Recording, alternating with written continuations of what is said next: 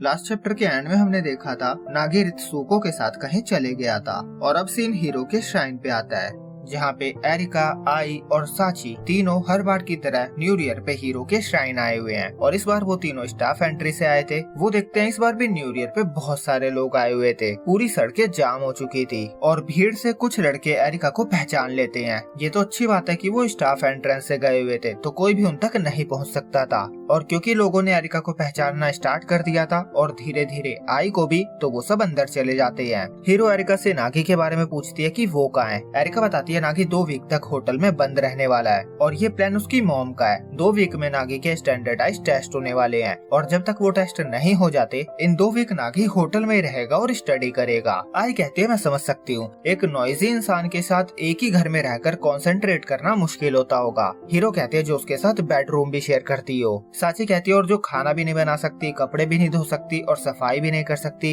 Areca अनजान बनने का दिखावा करती है। वो कहती है पता नहीं ऐसा कौन हो सकता है। तो बेसिकली इस बार रिवर्स हो गया था। लास्ट टाइम एरिका जब फिसेला वालों के लिए शूटिंग कर रही थी तो एरिका को 1 वीक तक होटल में रहना पड़ा था और इस बार नागी स्टडी के लिए 2 वीक तक होटल में रह रहा है। साची एरिका से पूछती है क्या वो इन 2 वीक में खुद को संभाल लेगी। एरिका कहती है सब कुछ ठीक होगा, ऐसा थोड़ी ना है कि मुझे बंद करके रखा जा रहा है। साची कहती है मेरा वो मतलब नहीं था, मेरा मतलब कुकिंग, क्लीनिंग और लॉन्ड्री से था। एरिका कहती है सब कुछ आसानी से हो जाएगा। फिर से नागी पे आता है जो अभी होटल के रूम में पहुंचा था। ऑब्वियसली वहाँ की फैसिलिटीज और फर्नीचर को देखकर उसे पता है कि ये रूम काफी महंगा था। उसे पता है वैसे इस चीज की कोई खास जरूरत नहीं थी। और फिर हम रित्सुको के साथ उसकी कन्वर्सेशन देखते हैं जो हमने लास्ट चैप्टर में उसे ब्रिज पे बातें करते हुए देखा था। रित्सुको ने उससे कहा था कि तुम्हारे एग्जाम आ रहे हैं और एरिका जैसी शरारती लड़की के साथ एक ही घर में रहकर उसे कॉन्सेंट्रेट करने में दिक्कत होती होगी और इसीलिए उन्होंने नागी के लिए एक रूम प्रिपेयर किया था। नागी ने कहा था वैसे इसकी कोई जरूरत नहीं है, मैं उसे मैनेज कर सकता हूँ और वैसे भी ये तो बस स्टैंडर्डाइज टेस्ट ही है।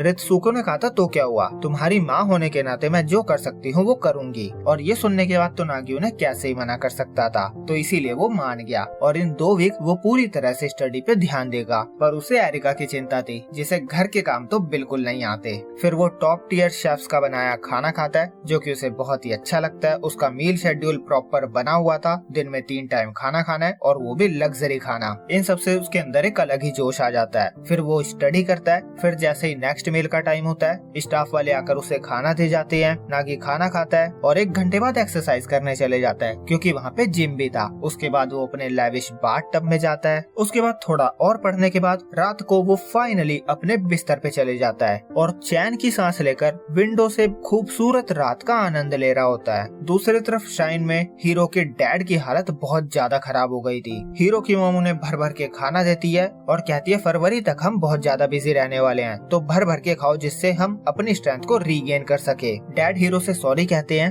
क्योंकि हीरो को पढ़ाई भी करनी है और इसके बावजूद वो उनसे काम में हेल्प करवा रहे थे। हीरो कहते हैं ये तो होना ही था, हमारे पास कोई हेल्प के लिए नहीं है तो ऐसा तो होना ही था। डैड कहते हैं काश जूनो यहाँ होता। मॉम बताती है वो यहाँ पे कैसे रह सकता था, क्योटो में उनका भी श्राइन है, वो भी वहाँ बहुत बिजी होगा। जिससे हमें पता चलता है कि न्यू ईयर पे जूनो भी क्योटो वापस जा चुका है क्योंकि उसका भी वहाँ पे श्राइन है तो उसे भी वहाँ पे काम में हेल्प करवानी होगी। और उसके बिना हीरो की मॉम को घर सूना सूना लगने लगा था और ये सुनकर हीरो को तो अच्छा नहीं लगता। फिर सीन साची पे आता है जिसे न्यू ईयर पे डैड ने पॉकेट मनी दी थी जिससे वो बहुत खुश थी और वो नागी को भी पॉकेट मनी नहीं दे सकते क्योंकि 2 वीक तक तो वो होटल में बंद है। नामी सजेस्ट करती है कि हमें एरिका को भी पॉकेट मनी देनी चाहिए। योही कहते हैं पर उसके लिए तो ये बहुत छोटी रकम होगी और इससे साची को याद आता है एरिका तो घर पे अकेली होगी, काश वो ठीक हो। फिर सीन एरिका पे आता है, उसने चावल पकने के लिए रखे हुए थे। चावल पकते ही आवाज आने लगती है कि चावल पक चुके हैं। एरिका कहते हैं तो क्या हुआ, क्या मुझे इसे ओपन करना चाहिए? अगर मैं इसे ओपन करूँ तो सब कुछ मेरे मुंह पे तो नहीं आ जाएगा। दूसरी तरफ उसने इंडक्शन पे भी कुछ चढ़ा रखा था